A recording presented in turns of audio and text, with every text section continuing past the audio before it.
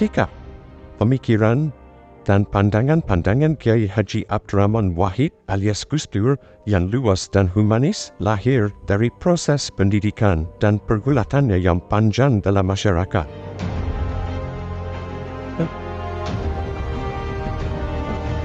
Lahir di Jombang, Jawa Timur pada tanggal 7 September 1940, Gus Dur adalah anak pertama dari 6 bersaudara. Ia lahir dari keluarga pahlawan. Kakek dari ayahnya, Kiai Haji Hashim Asy'ari, merupakan pendiri Nahdlatul Ulama atau NU. Sementara ayah Gus Dur, Kiai Haji Wahid Hashim, merupakan sosok yang terlibat dalam gerakan nasionalis dan sempat menjadi Menteri Agama tahun 1949. Setelah menyelesaikan pendidikan sekolah dasarnya di Jakarta, Gus Dur melanjutkan pendidikannya di sejumlah pesantren. Dimulai dengan belajar di pesantren Tegal Rejo di Kota Magelang tahun 1959, Gus Dur pindah ke pesantren Tambak Beras di Kota Jombang. Pada tahun 1963, Gus Dur melanjutkan pendidikan di Universitas Al-Azhar di Kairo, Mesir. Gus Dur kemudian juga sempat kuliah di Universitas Baghdad, Irak. Setelah lulus dari Universitas Baghdad pada tahun 1970, Gus Dur sempat pergi ke Belanda untuk meneruskan pendidikan di Universitas Leiden. Namun ia kecewa karena pendidikan di Universitas Baghdad tidak diakui universitas tersebut. Akhirnya Gus Dur pergi ke Jerman dan Prancis sebelum kembali lagi ke Indonesia pada tahun 1971. Di Jakarta, Gus Dur bergabung ke Lembaga Penelitian, Pendidikan dan Penerangan Ekonomi dan Sosial atau LP3ES. Organisasi ini terdiri dari kaum intelektual Muslim progresif dan sosial demokrat.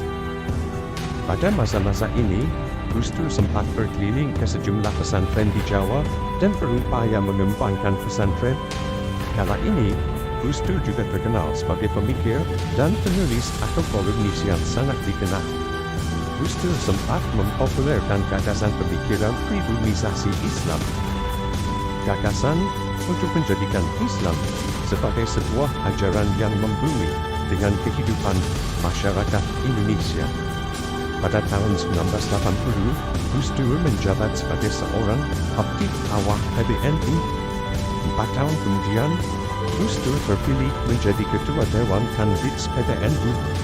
Semasa aktif dalam kepemimpinan NU, Gus Dur menggagas dan mempelopori gerakan kembali ke Hitoh. Pada sepanjang dekade awal hingga akhir tahun 1990-an, Gus Dur terlibat aktif dalam gerakan demokratisasi di Indonesia.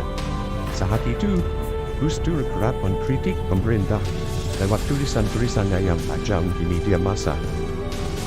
Gus Dur juga mempelopori pendirian gerakan Forum Demokrasi atau FORDEM yang menjadi tempat berkumpul para pemikir kritis, aktivis kebudayaan, aktivis gerakan dan pemberdayaan rakyat, dan lain-lain. Pada tahun 1999, melalui drama parlemen yang melibatkan kekuatan poros tengah, Gus Dur terpilih sebagai presiden. Ia menjadi presiden pertama yang terpilih lewat parlemen yang para anggotanya dipilih lewat pemilu demokratis pertama setelah gerakan reformasi 1998. Gus Dur menjabat sebagai presiden dari tahun 1999 sampai 2001.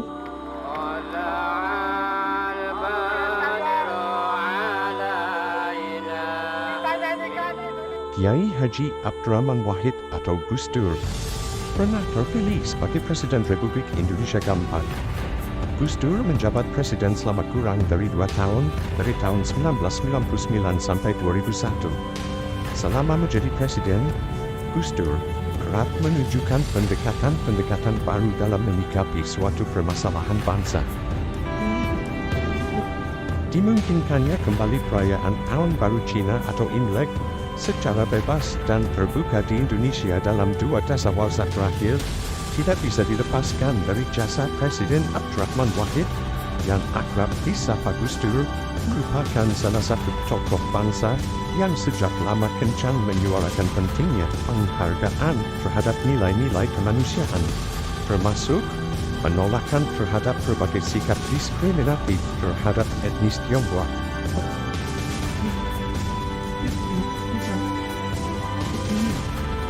Abdurrahman Wahid merupakan tokoh publik pertama dalam sejarah Indonesia yang menyelesaikan salah satu masalah diskriminasi terhadap etnis Tionghoa di Indonesia lewat kebijakan politik. Saat menjabat presiden, melalui keputusan Presiden atau Kepres nomor 6 tahun 2000, Presiden Gus Dur menyudahi larangan merayakan Imlek secara bebas dan terbuka yang diberlakukan semasa pemerintahan Orde Baru.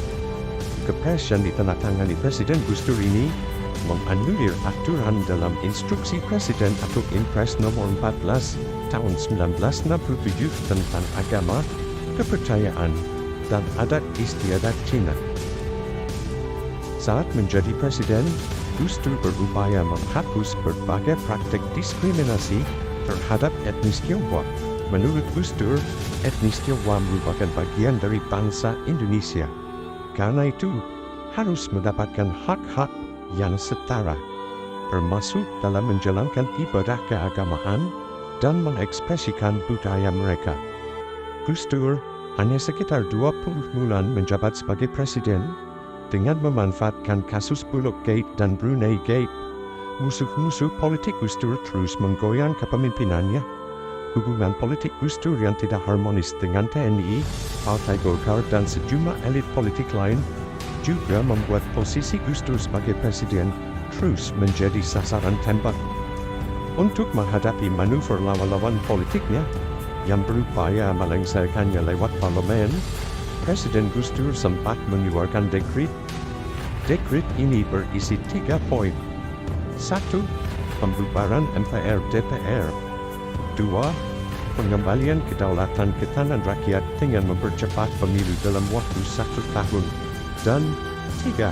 Pembekuan Partai Golkar sebagai bentuk perlawanan terhadap sidang istimewa MPR. Namun, dekret ini tidak memperoleh dukungan. Dan pada tanggal 23 Juli 2001, MPR secara resmi memberhentikan Gus Dur dan menggantikannya dengan Megawati Soekarno Putri.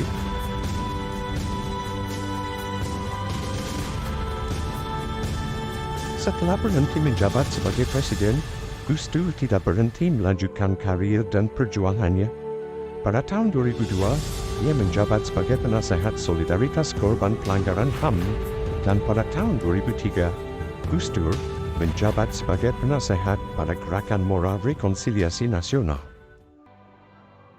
Akibat sejumlah sakit yang dideritanya, pada hari Rabu tanggal 30 Desember 2009, Gus Dur meninggal dunia di Rumah Sakit Cipto Mangunkusumo, Jakarta pada pukul 18.45 waktu Indonesia Barat.